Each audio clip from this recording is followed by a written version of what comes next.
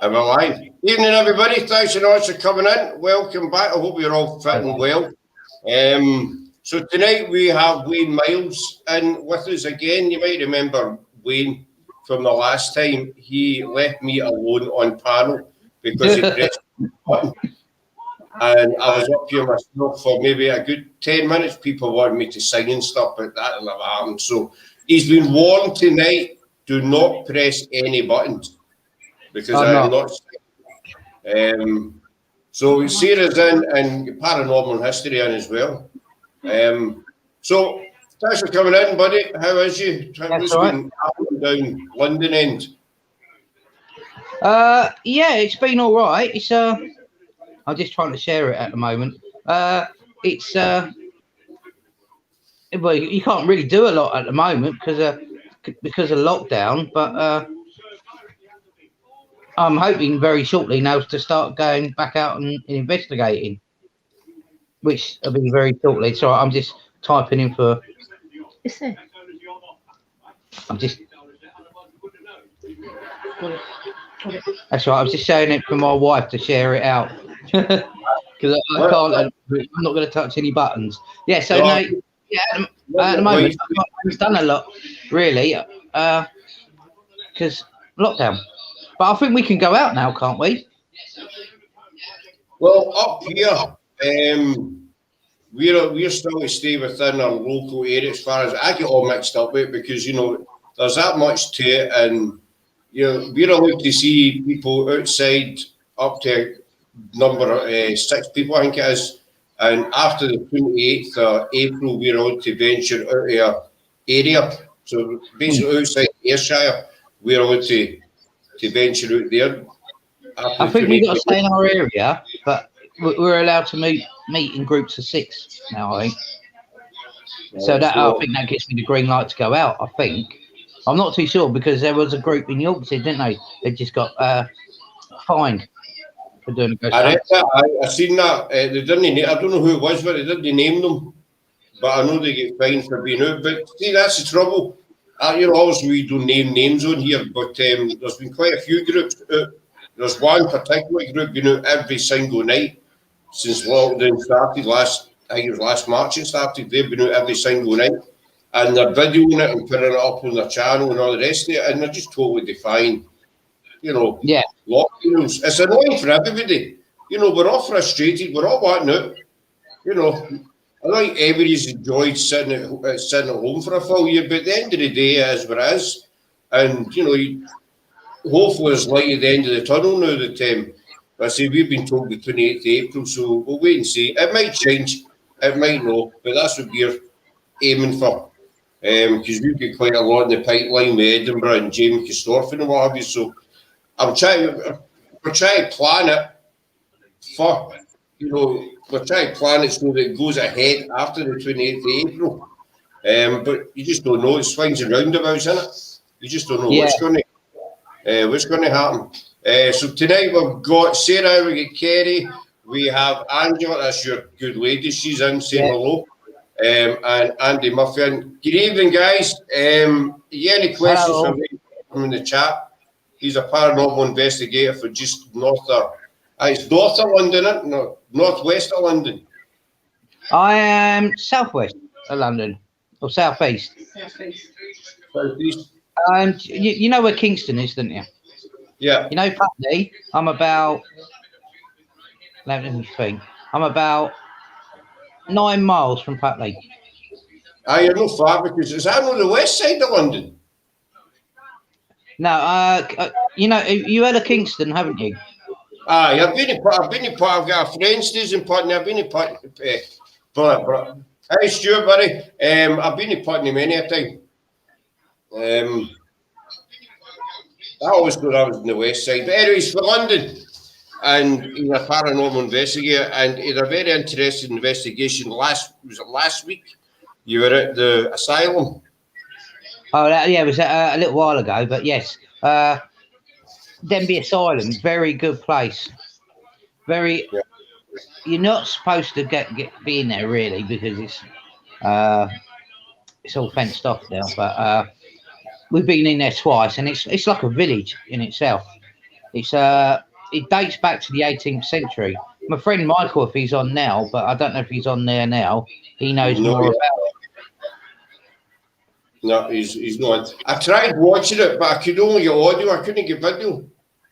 I don't know. I tried a few times, and I mailed you to say, you know, I can hear you, but I can't see you.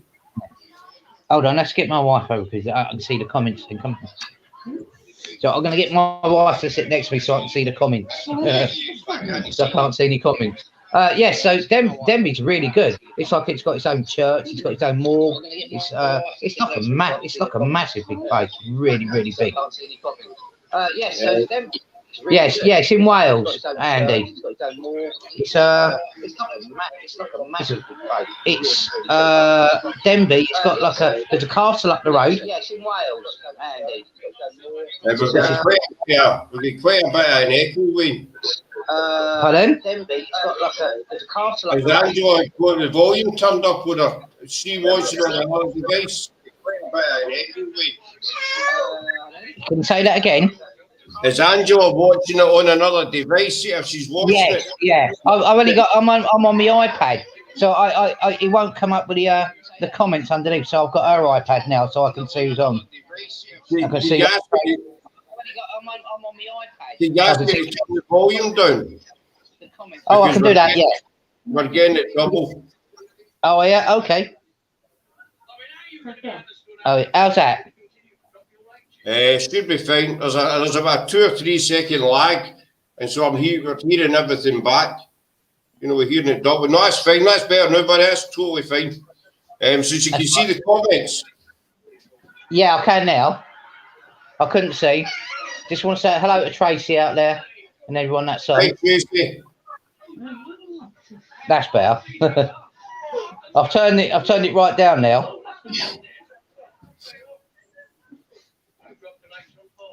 Yeah, is that better? That's better, aye. We could, as I say, we could hear the conversation coming back twice. Oh, could you? Oh. And I think it's bad enough listening to me once, never mind twice. You know what I mean?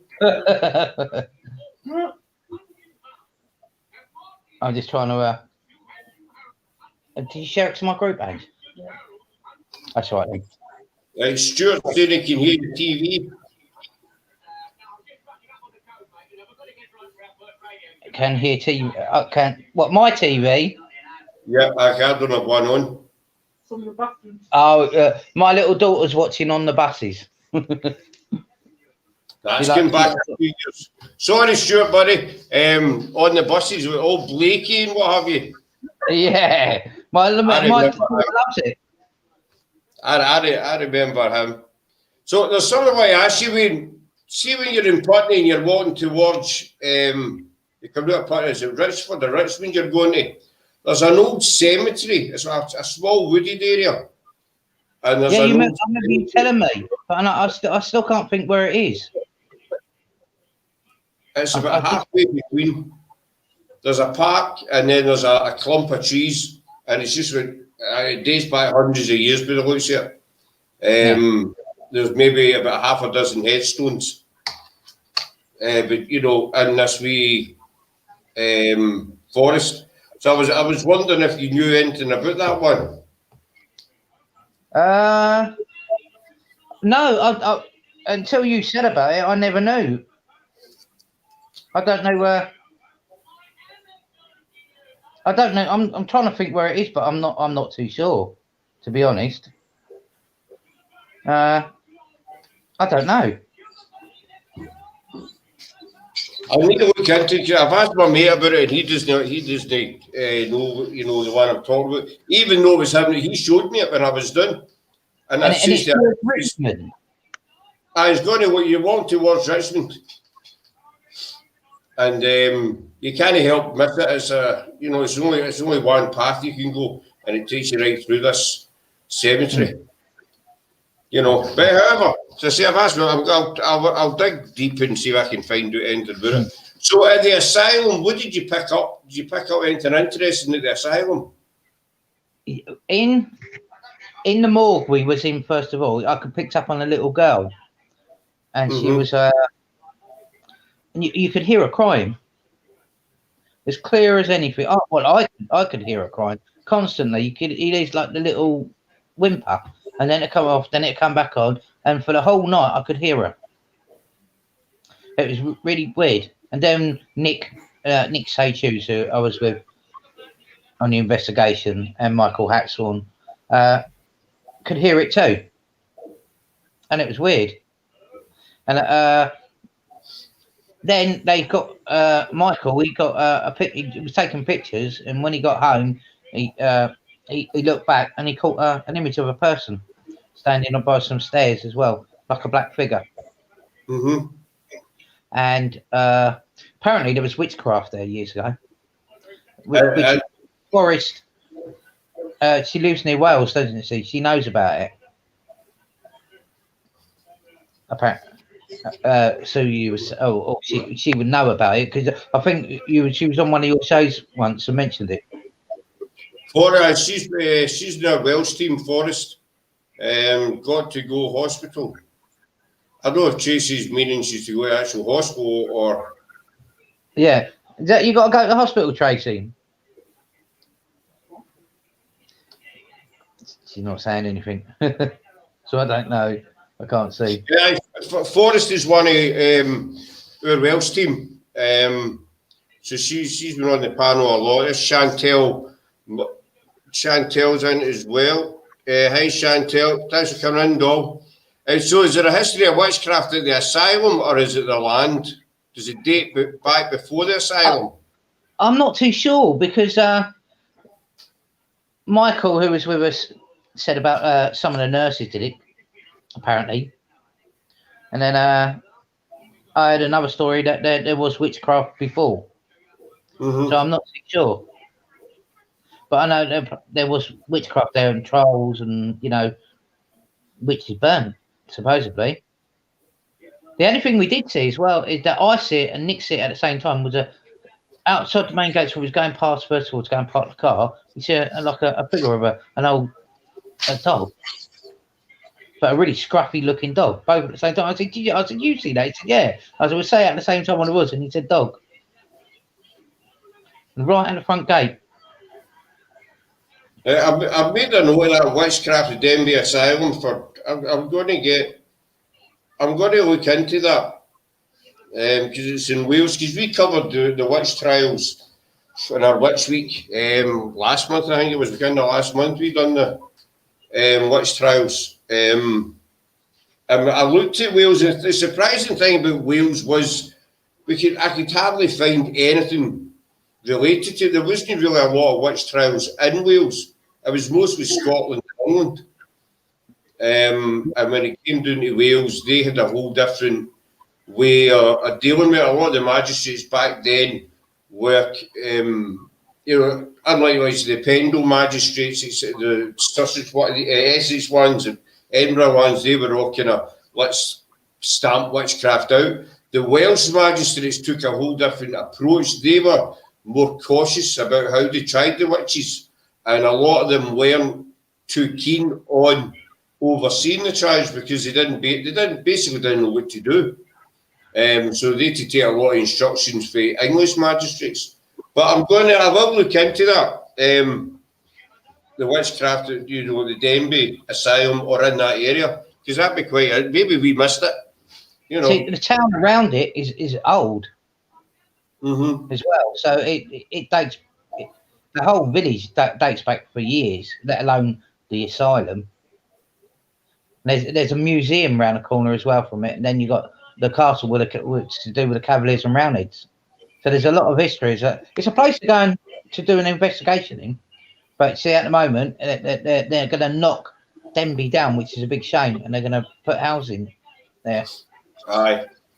We found that up here. There's a place in Glasgow, Gatlock. Sarah, she's in the chat. She always remembers the name. Gatlock Asylum, I think it is in the north of Glasgow. It's a beautiful building, and there's a load of wee annexes sit around about it, and they're turned day into housing. But the main building itself they're going to rip that down rather than turn it into maybe, you know, flats or some kind of hotel or something. They're just going to rip it down, and they're doing that a lot of people. Old buildings that could be restored and put to other use. So they're doing that with Denby as well. Oh wow! Yeah, they're gonna. I think they started to do it, to be honest, which is a shame if they have, because it'd be nice to go there again. Because I will be going up to see Nick again and do an investigation up there. But I'm also going to go and do one with Ghosted UK in Great Yarmouth. But Tim, and then with you. Yeah, aye. We've got a couple of comments I'm going to stick up first, buddy. I originally come from Haddington, and we're town about 5 miles out. There's places where they burnt. Haddington, that's east of Edinburgh, Stuart, I think, if I'm right. I don't know where that is. Haddington, I'm sure that's east of Edinburgh, off the A1. All right. And so I'm town about 5 miles out. There's places where they burnt witches. If that is the same places I'm thinking of, Stuart, obviously the not Berwick witches as well. So you know, they would have burnt them there as well, because as I'm right, it's Haddington, because it was rife, right, you know, all around that area and in Edinburgh. And we started looking at the asylum last week. Very interesting place and lots of varied history there. It's a place, I'll be honest with you, we've never actually looked at Denby Asylum, but now that you brought it to our attention, you know, it could be worth a look. So you've got an investigation planned with Tim for Ghosted UK? Yes. I think it's going to be August time. I'm going to go down to where they are. Which would be good. Go down there. And then I'm actually doing one in May in Weymouth, which is down Dorset way. Good. My sister, who's I think she's on now, Michelle. She comes on investigations with me. She's part of the team. She's the Hedgerow Witch. I think she's on now. And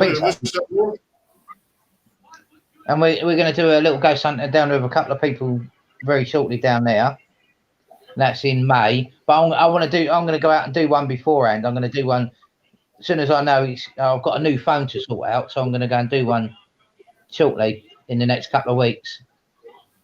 I'm going to go and do one. There's a place in Cobham, and I might go over. I can go to, which is it's where the plague victims were buried. All right, aye. It's common now, but it's got an old pillar box there as well, like a World War I or World War II pillar box there. And there was a murder there years ago as well, apparently.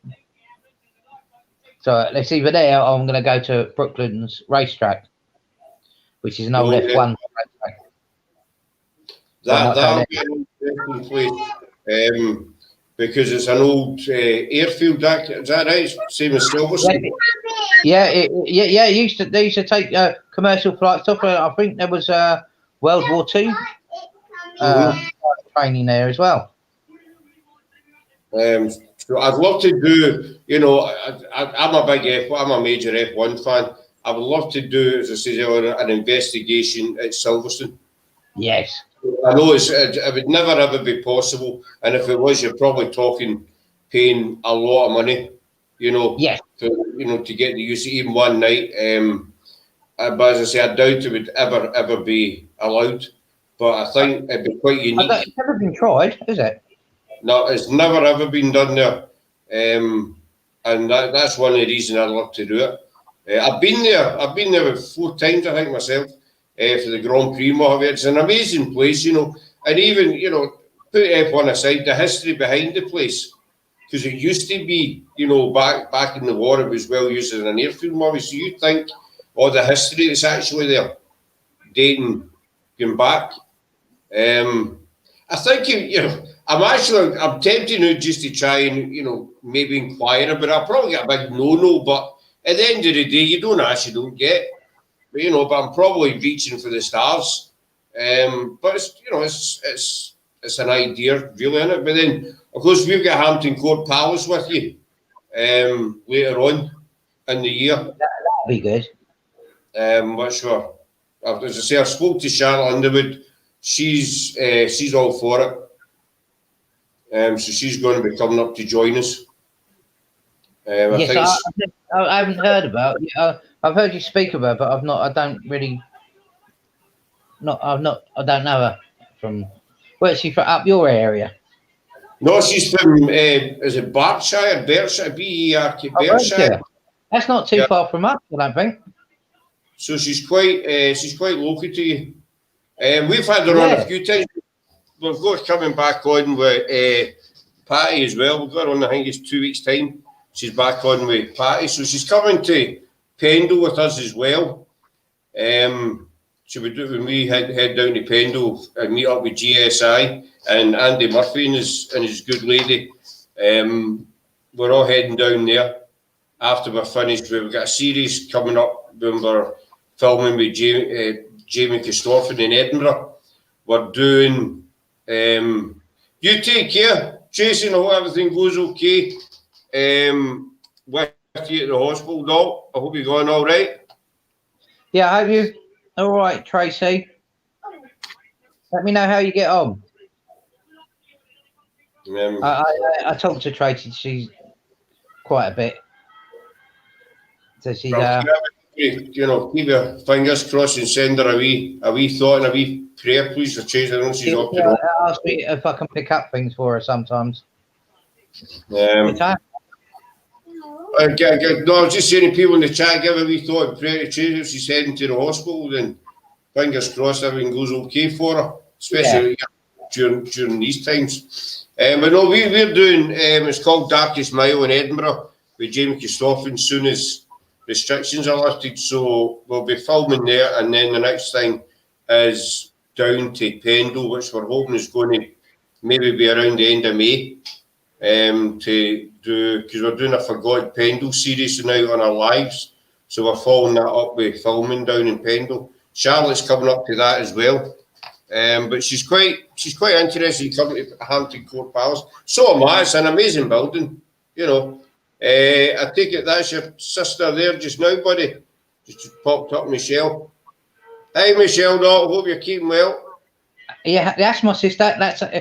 She's a part of my paranormal team, Michelle. She's been on a couple of investigations. One up in Liverpool. We went up there for a weekend, but we got locked in a churchyard, which is quite funny.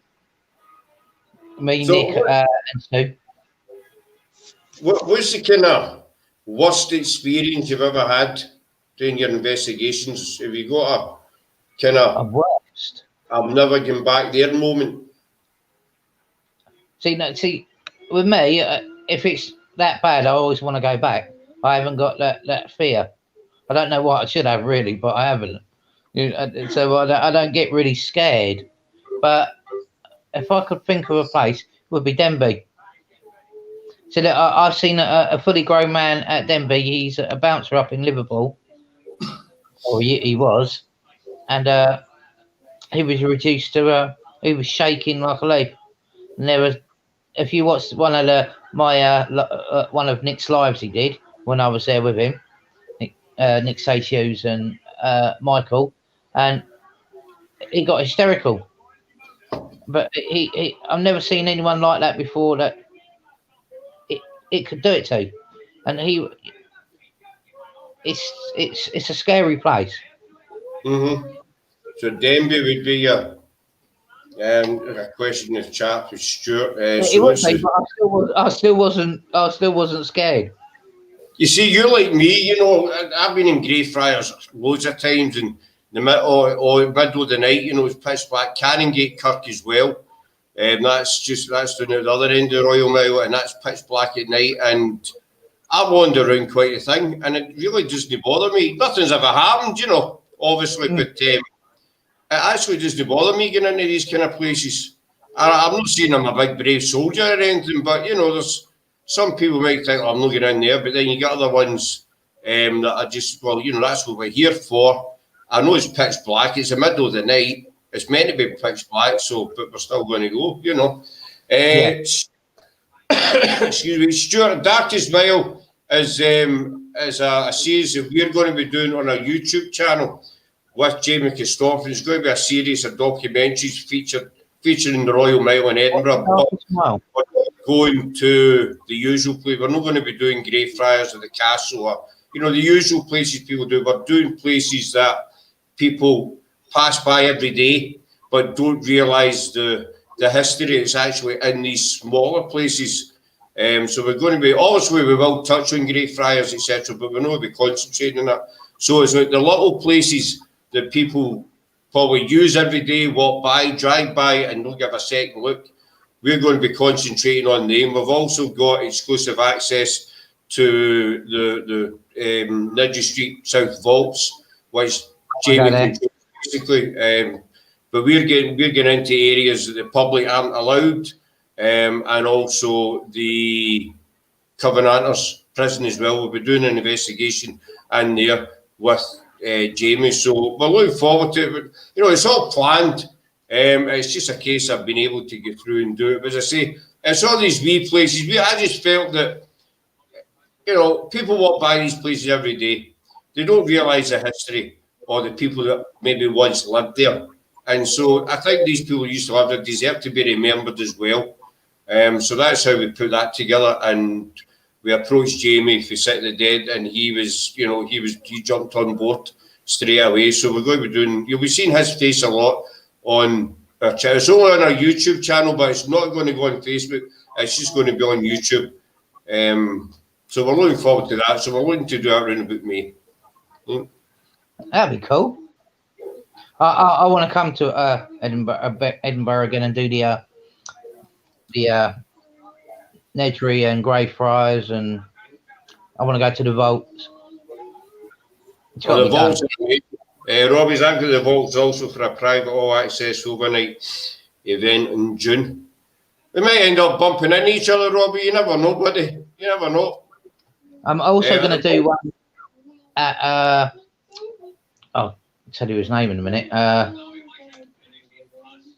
What's the prison in Derby? Derby Goal. Oh, I'd love to go there, aye. And I'm going to get Richard Felix to come as well, turn up. You know, I think it was you I was talking to the last time you were on. He's a hard man to get a hold of. Yes, yeah, he is. Very hard man. But if you go on his channel and speak to him, he normally does send you you know, he sends you things about it, which you can go on there and then you can request for him to come on, and he'll turn up on a show. If you're doing Derby Goal, you can stay overnight in there. He's there. Angela's got a question for me, I think. What's the most scary place you've been to? Angie. I was going to say quick. Oh, go on. No, carry on, Wayne. Carry on. I just want to say hello to Jenny Wheeler. She's on now, and she's going to come out on some ghost hunts too with me. Very soon, I hope.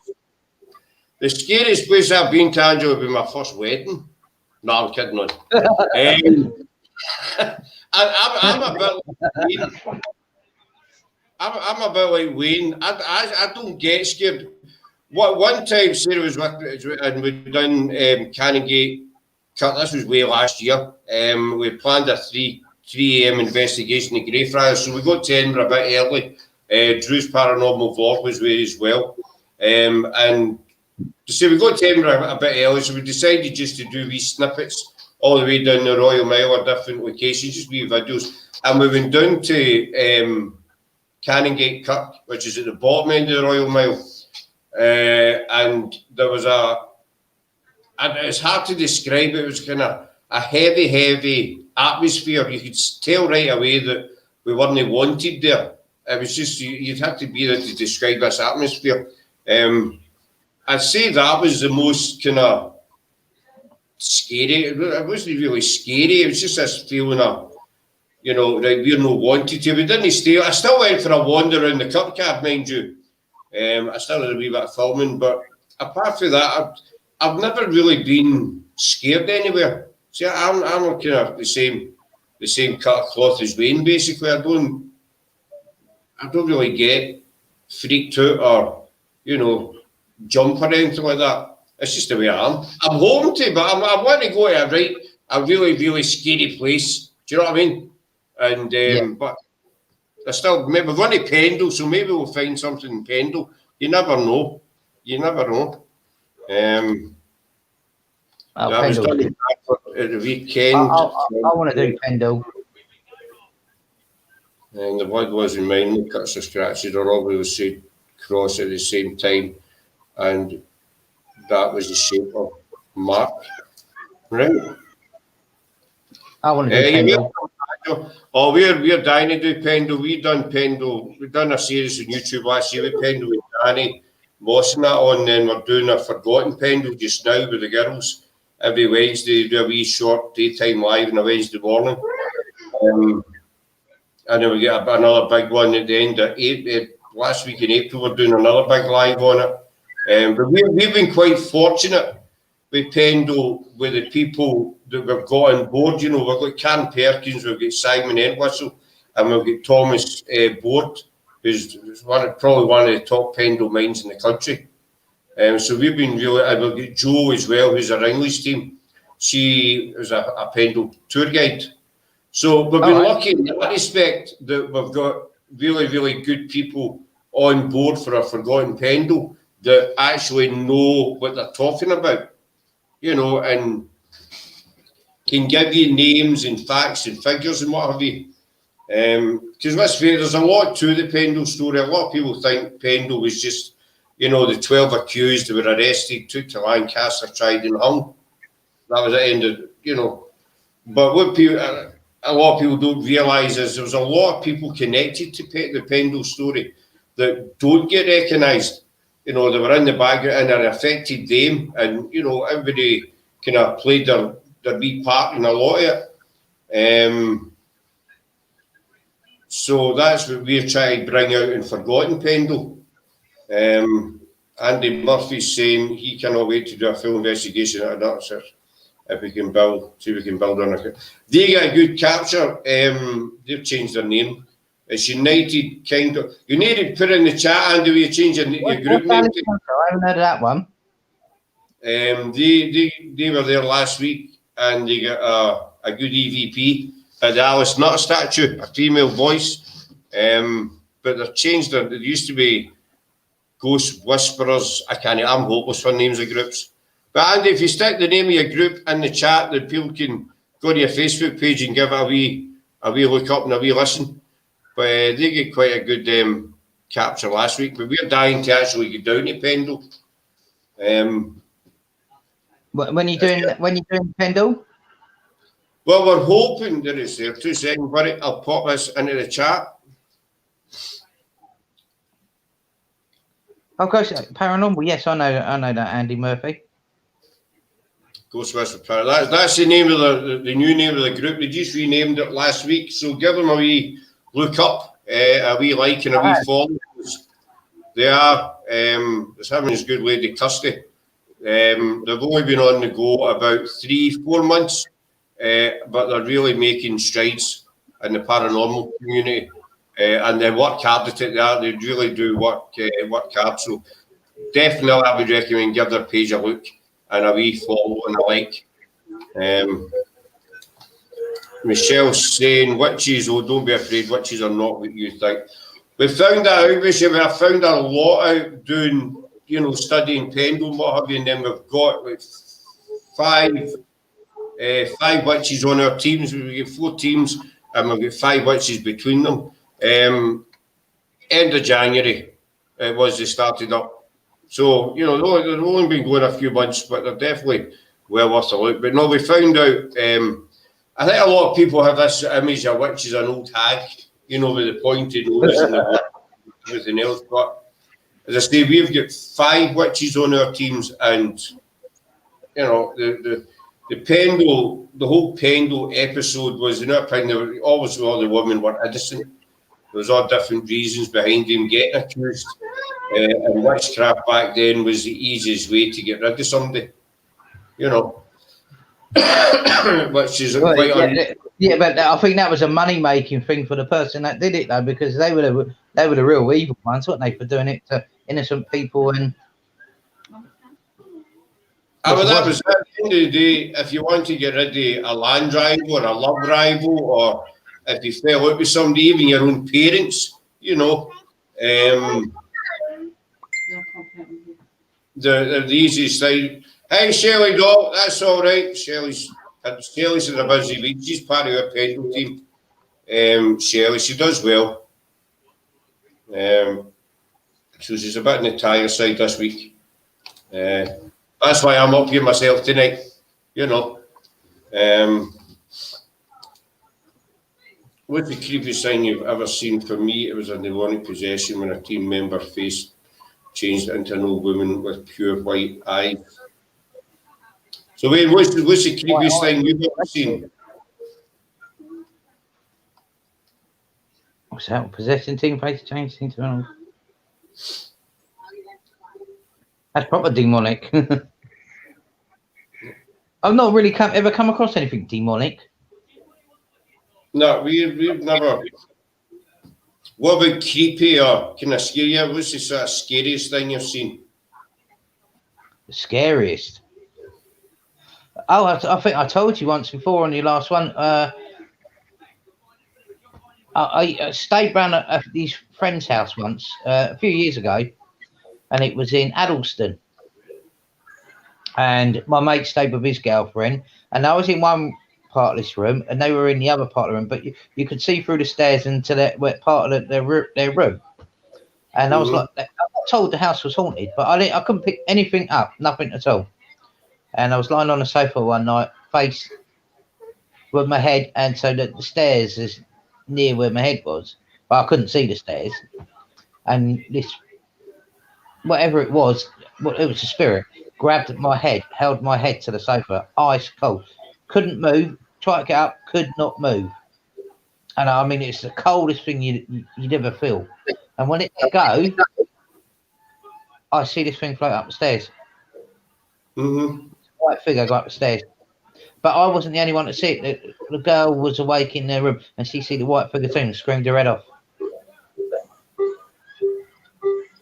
I say that. I wouldn't say it was creepy. The thing I've seen, it's it gave me kind of goosebumps. You know, I was actually in here. We've done a couple of investigations in here, and the first one was done. We used the laser grid, and we done it on a live. Actually, we done it as a live, and it was the next day. Sarah was looking through the footage, and she shouted me in. I was in the bedroom. She shouted me in, and she says, "Wait till you see this." And she showed me a wee bit of the laser grid footage. And in real time, it was very, very quick. You're talking like a millisecond. This figure crossed over the grid. So we slowed it right down. Sarah slowed it right down. And you can clearly see it's a figure. It's a male, a human figure, if it's running across the laser grid. Now, we had webcam footage of the live to show that there was nobody else in that room. And Sarah and I were both sitting down at that computer. And it was a locked off camera that caught it. And we've had several people look at it. It's on our YouTube channel. Anybody wants to go and give it a look and slow it down and try and debunk it, then fire away, folks. We spent a full day trying to work out in here what could have caused it. There was nothing, you know. And Danny Moss has had a look at Charlotte's had a look. And we've passed on another couple of people, and they've all came back and says, we don't know what it is, we can't debunk it, we don't have a clue. You know, there's no, to see it in real time, no person can move at that speed, it's just not physically possible. So I wouldn't say it was the creepiest, it gave me kind of goosebumps, you know, when I sat and, I still sit and watch it back and forward now and again this day, and that's a way back, maybe October, November time we did that. But you can clearly see it when it's slowed down, it goes across. Was it a male spirit? Male, female, I would say more a male, maybe. It could be female, who knows? It's definitely the shape of a person. And it goes from the back of the house to the front, through the living room. Right where I'm sitting, practically, there's a wall just right behind me there. We caught it on, the grid was on that wall, and it went across. So I say it's on our YouTube channel, going back to last year. anybody can go on and look at it and, you know, play about with it, see what they think. We're not saying it is a paranormal capture. All we're saying is we can't debunk it. We've tried and we can't explain it. So I would say that's, you know, the kind of best thing we've ever caught to date. Michelle saying, yeah, they were not witches. People didn't know any better than if you were different. That's bang on, Michelle. If you were different in any way, you were considered to be a witch. You know, if you were maybe disabled, if you had a limp or a strange mark in your cheek, or you lived alone, you weren't married. You know, there was hundreds of things back then, Doll, as you know, that people said, well, you know, you're a witch, and that end of story. I think we would have been burnt at the stake for talking to dead people, wouldn't we? Probably, you know, back to the times, we would probably been accused of being witches or warlocks or something, you know, and we would have been hauled off to Lancaster or, you know, the local prison, then end up the end of a rope. You know, it's unfortunate the thousands and thousands of, I mean, in the Scottish witch trials, it's estimated roughly about 6,000 people were wrongly executed. Men, women, and some children as well. And that's just in the Scottish witch trials. That's not including, you know, what happened south of the border and Wales as well. And I mean, you're talking about thousands of innocent people just simply. I dare say there was maybe the odd one that, you know, dabbled with evil and stuff like that, you know. But I would say the biggest majority were just normal people who were, as Michelle says, maybe slightly different or used to deal with herbs and things like that, you know, which was considered, again, witchcraft. And so, but as soon as the finger was pointed, you were doomed, you know. Yeah. Something happened today. I think I told you that I was at this house today, and it was empty, and me and my friends been doing it up for them, and he had to go out and get some sandwiches, and this out the whole house, this one living room, and it dates back to 1749, was stone cold. You had to put a heater on in there, even on a warm day, put a heater on to warm it up. And soon as before I even walked in there, I see that room, and I thought something strange about that room. And so when he went out today, because he's not really into the ghosty things, I had a little word. I was on my own. I thought, well, I'll try. I know it's not broad daylight, just to see if anything happened. I said, if there's anything in the room, and I looked at the door. I said, can you? The door was half ajar, but can you move the door? And the door moved. It moved. And then he turned back up, so I had to stop really then. But the door actually moved, so I'm going to try again. I would definitely get back. Andy says he's not seen, but heard. But a capture would be a capture juice when we got the warrant. They did it's a place near where they live. And they get quite a clear grill. Again, it's on the Facebook page. If you want to check it out, you can watch it back and you hear what can only be described as a grill on an EVP. Stuart, Scott Wayne, have you or anyone you know when you do you basically had a spirit attached to you, or even a shadow attached to you? Yes. Yeah, I have. We did with Nick Hughes. I went on one of his investigations on the show. He did, but other people could go too, and it was in an old cinema. But he's done a couple of lives there before, and I said to him about a spirit being there upstairs and sitting on one of the seats. And I said, if you go over to it, the seat will move, and the seat moved. They'd done it 3 times on command. It puts your seat down and it'll pop back up, and they weren't spring seats, but it went back up 3 times. And I picked up on through this Ouija. We'd done a bit of a Ouija board, and I picked up on a guy there, and he used to do he was a projectionist, but he actually did die there. He fell down at this trapdoor and broke his neck. and I was using the dowsing rods, and every time I used them, it turned in on me. And for the whole night, my back was stone cold. And it was warm in there, but my back was stone cold, and it was still cold till the next morning. And I know, and I said that, like, you know, don't follow me home, but I think he did for a little while. Yeah, we've never. To my knowledge, we've never done anything for Will, but I do know there's a team down south in Nottingham here. We're quite close to them. We're going to be, they're meeting up with us in Pendle, and we're also going to be doing stuff in Nottingham. GSI investigations are called. They done an investigation 2 weeks ago in Alive, and John, the kind of lead investigator, he kind of pushed the boundaries a wee bit, with saying that a spirit can attach itself to him. And when he went home that night, he just felt totally ill, and this went on for a couple of days.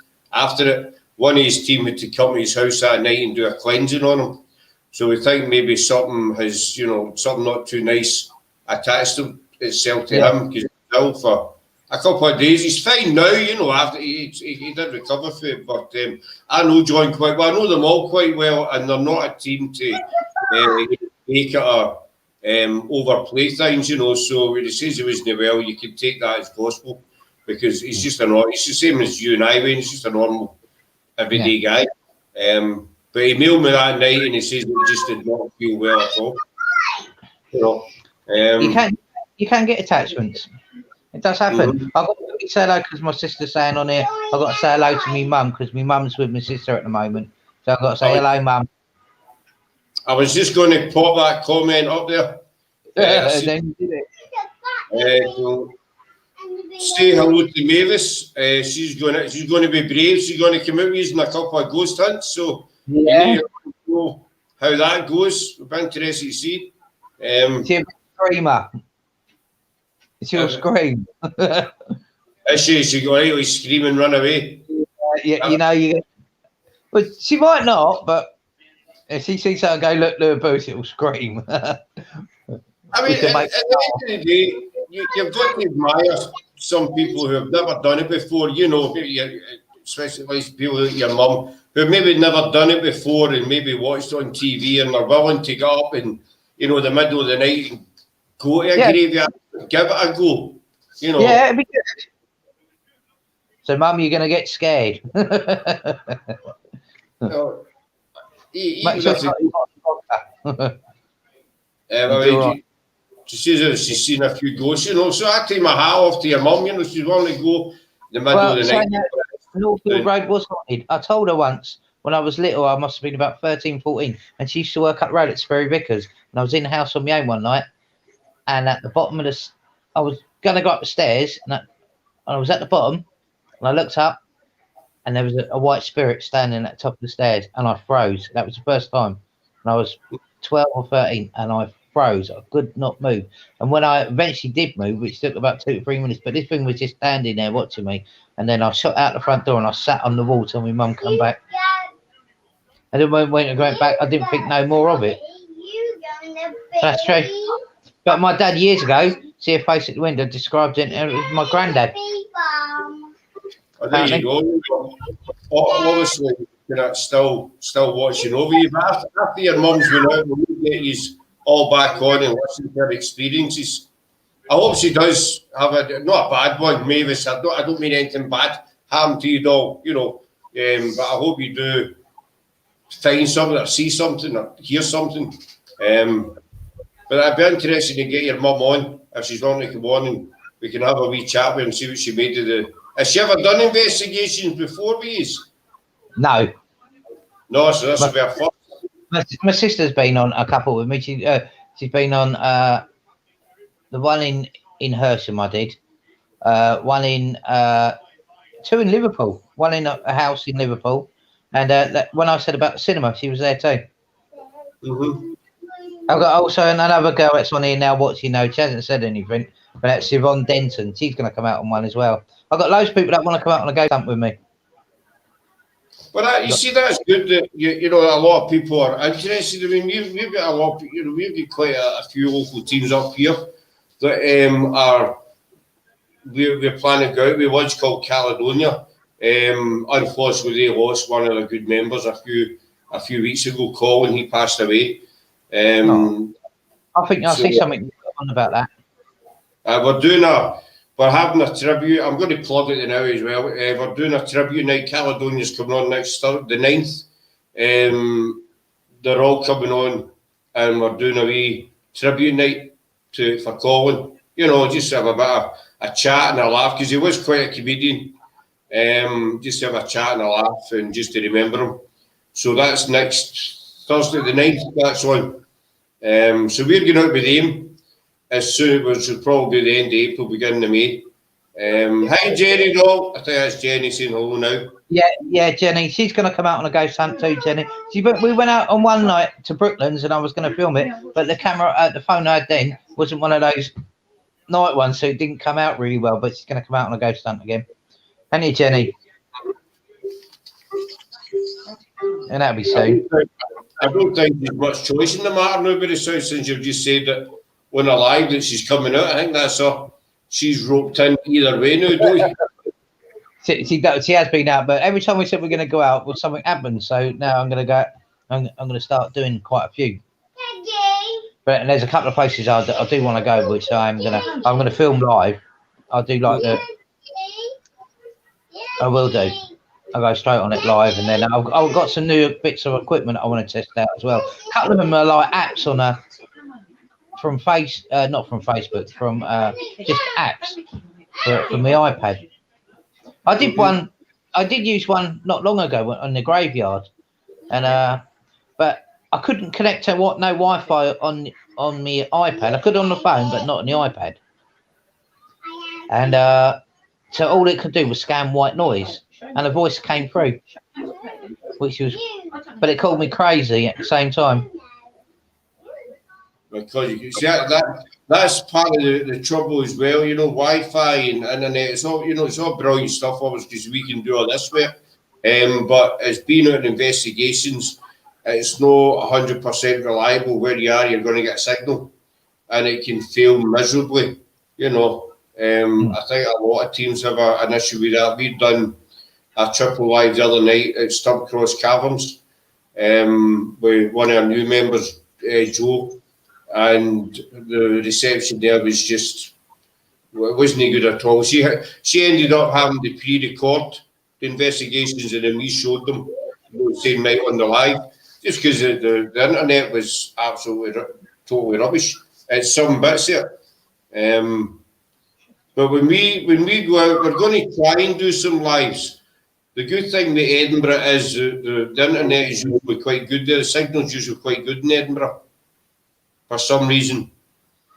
We done a full, I think it was about a 2-hour live in the car last year, just running about Edinburgh doing different spots. We never got out of the car once, and we had no problems whatsoever. And we were all over the old town, you know, the Royal Mile, right down to Holyrood Castle and Arthur Seat and what have you, and we constant signal. I want to get him to do some of these ghost hunts where that hasn't been done before. There's got to be places out there, you know, that like Windsor Castle's just up the road. Mm-hmm. Windsor Castle's just as big as Hampton Court. I've never been to Windsor Castle. I've been to Hampton Court 3-4 times. But that's the kind of angle we're taking now as well, after lockdown, to go to the places that haven't been done before. You know, again, as I say, we're going to Edinburgh, but we're not doing the castle or Well, investigations in Greyfriars are actually, they're banned now.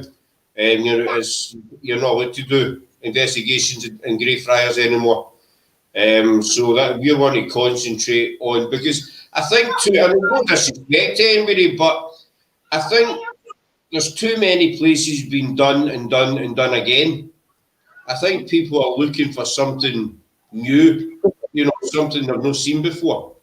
You know, but this one we're going to do, that's a different place. I don't think it's been done before, but it's meant to be a spirit of a ghost that goes across this road through a forest. Mm-hmm. Even a forest would be fun just to do, Because you never know, you can go anywhere and ghosts are going to be there. You don't. It's not. It doesn't have to be famous for it. Not to be a ghost or a spirit. You can have haunted houses. You can have haunted shops. You can have haunted everything. Exactly, buddy. I've said this in a few lives that people, I used to do it myself when we first started out. I was guilty of it as well. I put my hands up. It was always graveyards and old castles, old castle ruins, stuff like that. But as you say, Wayne, they can build a brand new multi-story car park, and that can be haunted. Because it's the land, it's not the building. And as I say, I used to do it way back when we first started. It was always graveyards. Let's go to a graveyard. There's going to be a ghost. We were the same. But as time goes on and you talk to all different teams, people like yourself, the amount of people we've spoke to over the last 8 months is incredible. And you do start to realise, well, maybe we were taking the wrong approach back then. Maybe we could just go to a Morrison's, and that could be haunted. Yeah. Your local Tesco, stuff like that. I mean, there's a house not far, we're trying to get into after lockdown. It's quite a modern house. It's about 10 minutes away from us. And to drive by every day, you wouldn't look twice at it. It's just a normal house. But the basement is meant, the woman that owns it, she will not go into the basement.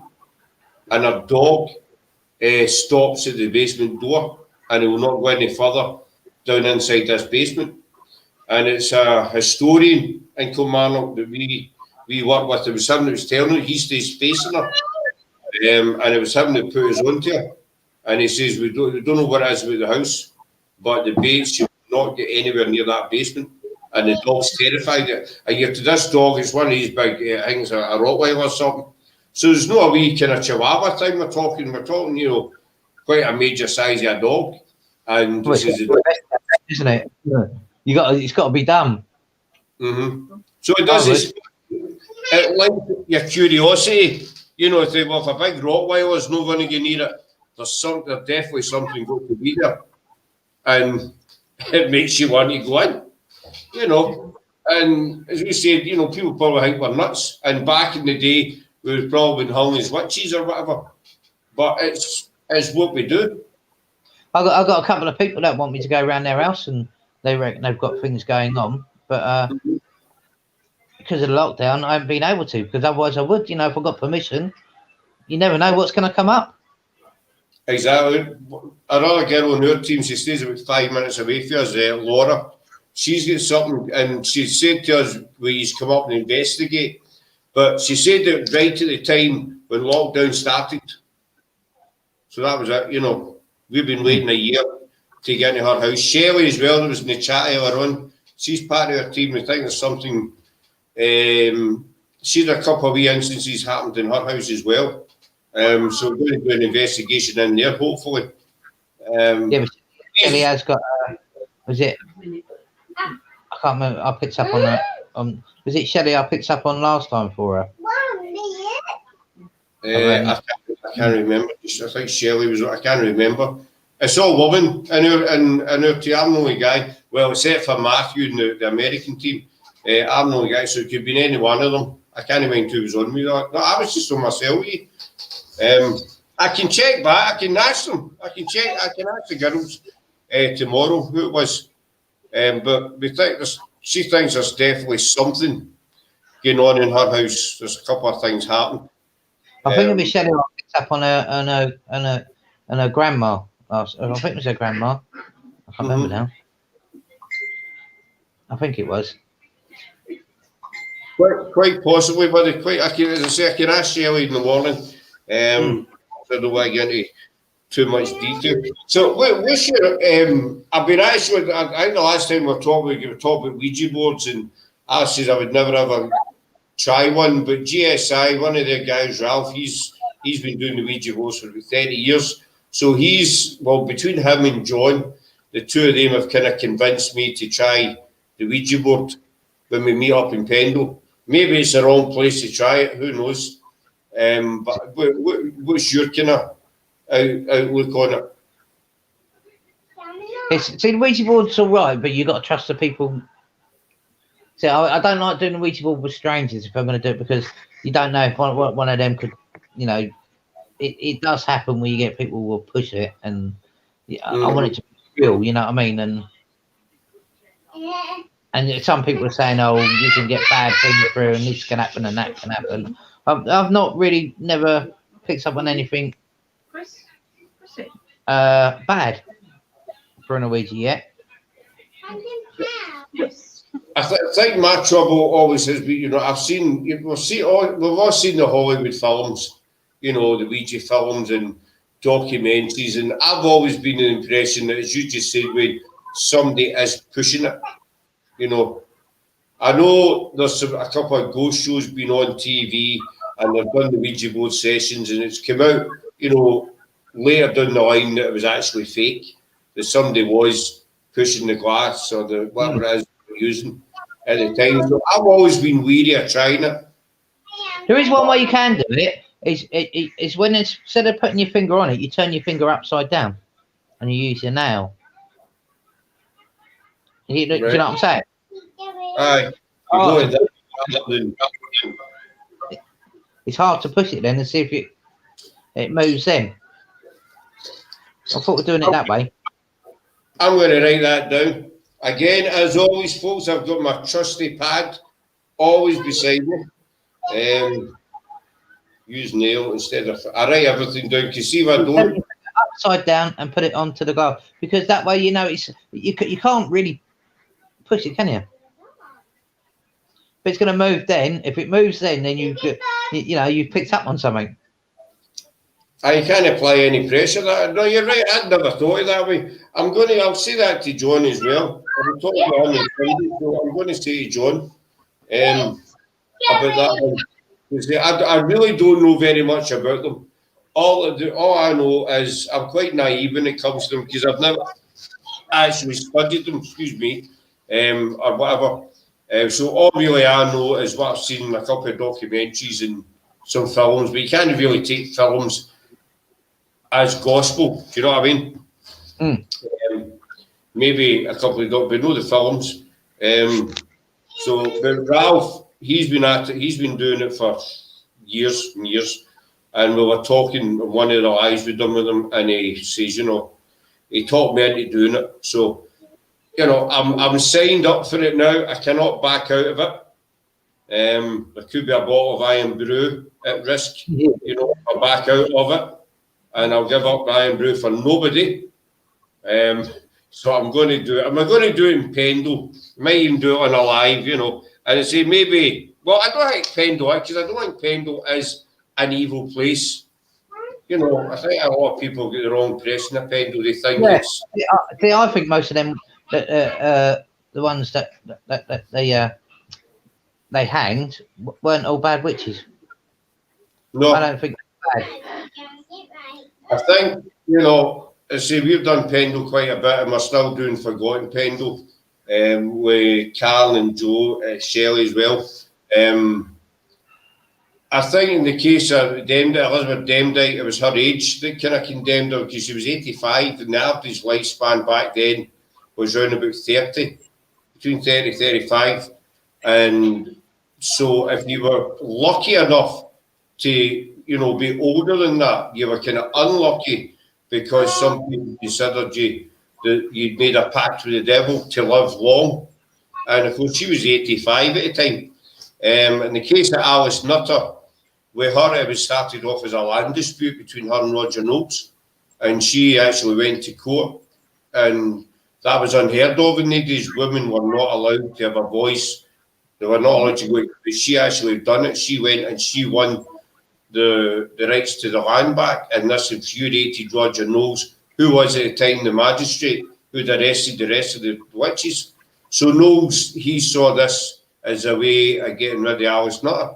So she was accused of being a witch, and, you know, consequently, she was hung with the rest of them.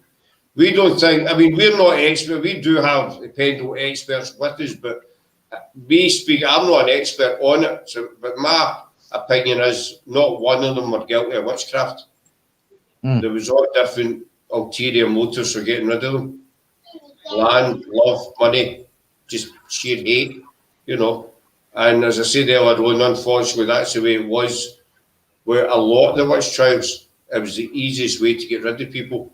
And it was the easiest way for these, you know, as Matthew Hopkins, and then you'd witch prickers as well, whose job was to go around the country just poking people who were accused of witchcraft to see if they bled or not. This was their job, you know, and a lot of people prospered at it. They were called witch prickers, and they were just ordinary people, you know, but they managed, because witchcraft was such a feared thing back then, they were able to get employed as a witch pricker.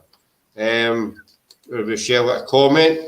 None were witches, they were just normal people. Yeah, odd. What do we do? Anything odd about you? Or not smoking. Natural healing, where those mess comes from. Now, let me think. Just didn't know any. Back in the day, they used, you know, if you was a doctor and you used medicine, then and you was a woman, you put herbs and to make people better. You weren't that class as witchcraft. That was clear. If you used herbs and that, as I say, I'm not an expert on, but if you don't say, as Michelle's saying there, you know, if you were into herbs, etc., you were classed. Even you know, you were classed as a witch. But even like midwives, some midwives were accused of being witches if there was maybe a stillborn baby or whatever. The midwife was accused of cursing the baby, cursing the family, and causing the death of the infant. You know, when this day and age, it's, you know, it's not a nice thing, but stillborns do happen. But back then it was considered witchcraft. And then you had the case of John Law, the peddler, who, you know, met little Alice Device, and he claimed that she'd cursed him. It actually turned out it was a stroke that he had. Also, back then, nobody knew what a stroke was. So, in their eyes, this little girl had bewitched him. But it was, you know, it was a stroke that the guy took, and that was it. Yes, if anything went wrong, you was a witch. Exactly. You know, as I said, the midwives, stillborns, you were a witch.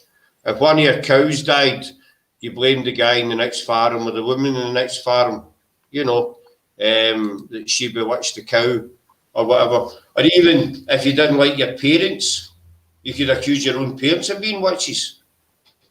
That's how bad it was. Some people think, you know, we talk a load of crap, but if people actually study it, I know, you know, we're going with Michelle's comments, she's, you know, she knows her stuff. The amount of things that you could be accused of was incredible. You know, and back then I think it must have been really terrible living. I think I said this in one of Appendal Lies, but living back then, waking up every morning not knowing if you were going to get accused of witchcraft. If you were going to have an argument with your neighbour that day, was he going to accuse you of being a witch? Or was something going to happen that you would be accused of being a witch? You know what I mean? It's just... So I'm waffling on here. You're our guest and I'm waffling on. No, sorry, that's what you carry on. It's interesting. It's paranormal. Well, that's it. That's what we're about, the paranormal side and the witchy side. Yeah. Investigating everything that's paranormal. Or I mean, yeah, go then on. there's a thing, a lot of people think that the hill is paranormal. You know, the hill itself, but it's not the hill. Yeah. It's the areas around the hill that seem to be active. And if you think about the amount of suffering, you know, along with the witch trials, you've got battles. I think it was the Roundheads as well, and you Covenanters wars down there as well.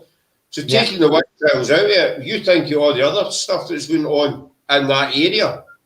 Oh yeah. You know, it's layer upon layer of history, layer upon layer of death, basically. Yeah. And so that's why, you know, the place is reported, I'll never say it is active, it's reported to be so active. We're, you know, once we get there, and, you know, hopefully we'll be lucky enough to pick up on things, you know. The thing about Greyfriars Bobby's Kirkyard, there was people who died in those grounds. Most graveyards, people are dead before they get to a graveyard. People were shot, executed against wills, prisoners starved to death at the hands of Mackenzie's crew. So Greyfriars should be haunted yet. When Jamie Christopher let me into the prison for education, I walked in.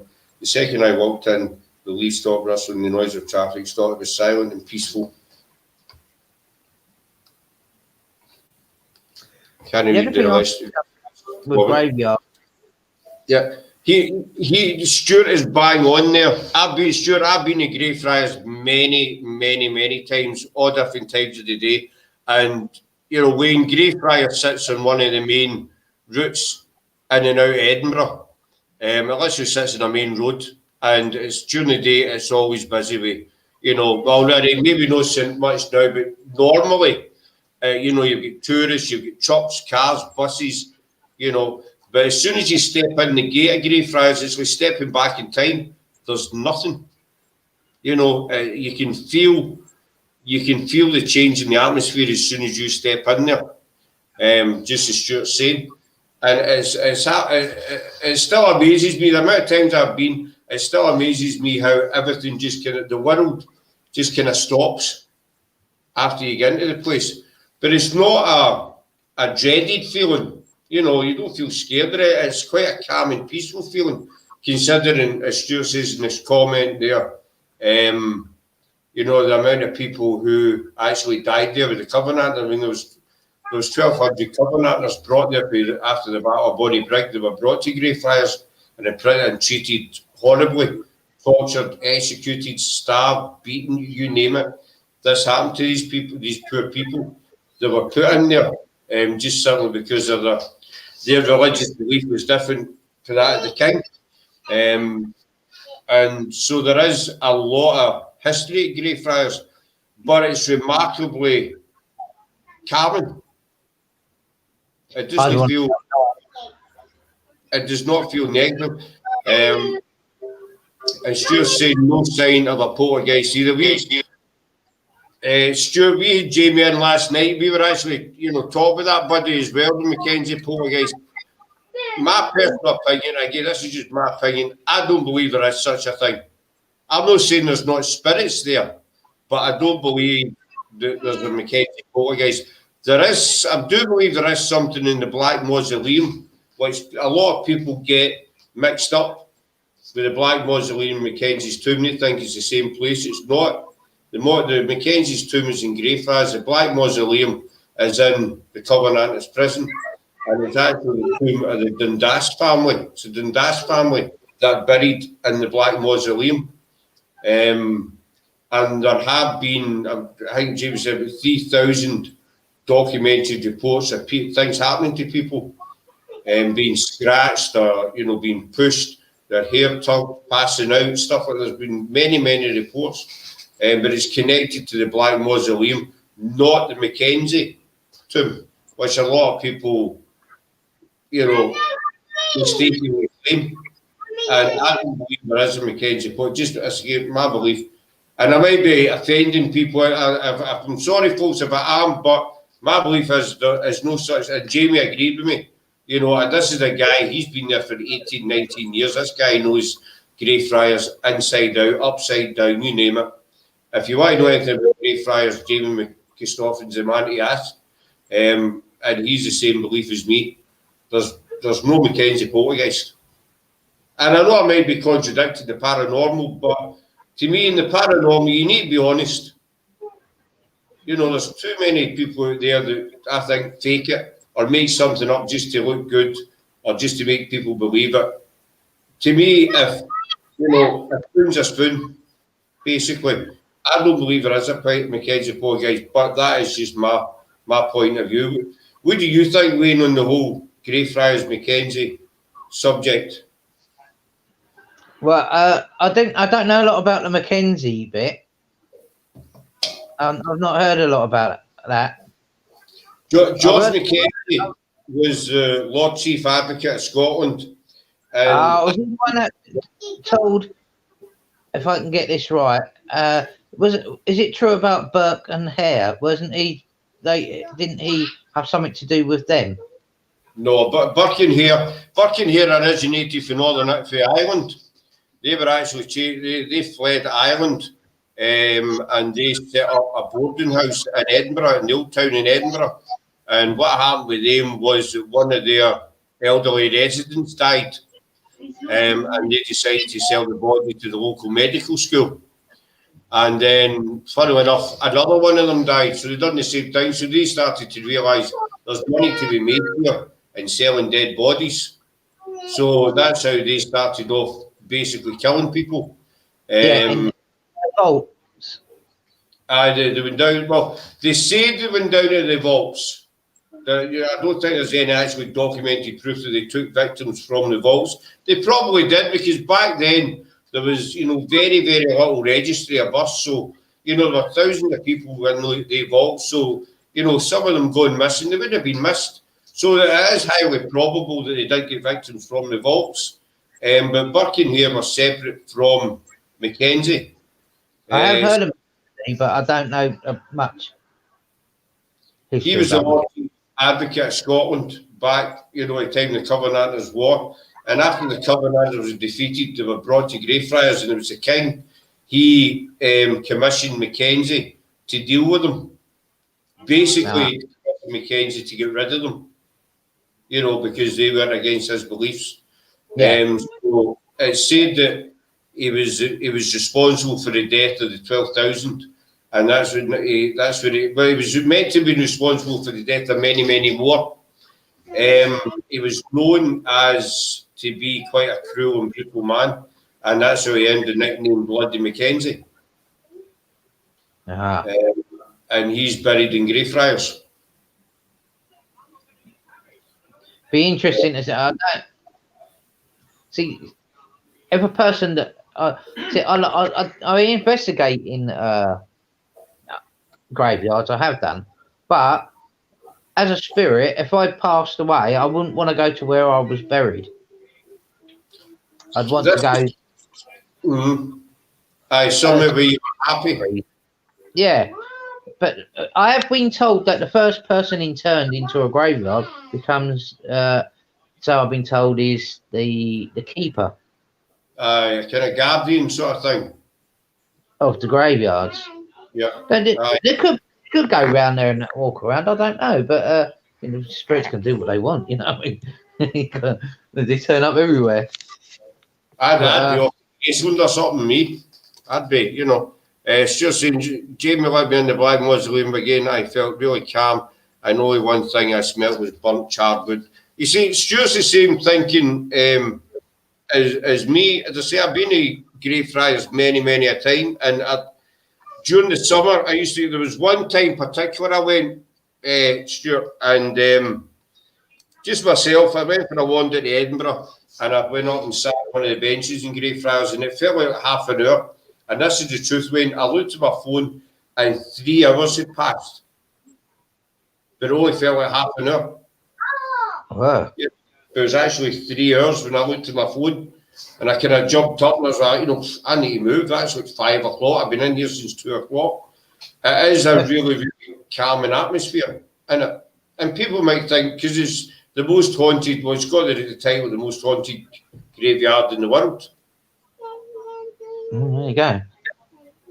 But it's remarkably calm. You can get there. You're not allowed to investigate there. The council banned it back in 2007 because what was happening was there was too many people getting in, and it was just getting destroyed basically. They were tramping everywhere, climbing over walls, stuff like that, and there was just too much damage getting caused. So the council says, right, no more. And you can still go in. Wander about, do a wee bit of filming, but investigate. You're not allowed to investigate at all. Which we only found out recently. We only found out a couple of months ago. That's why I put a post up on Facebook saying that when when we're allowed to travel again, we won't be investigating in there because you got, you know, as disappointing as it is, you need to respect the council's ruling on it.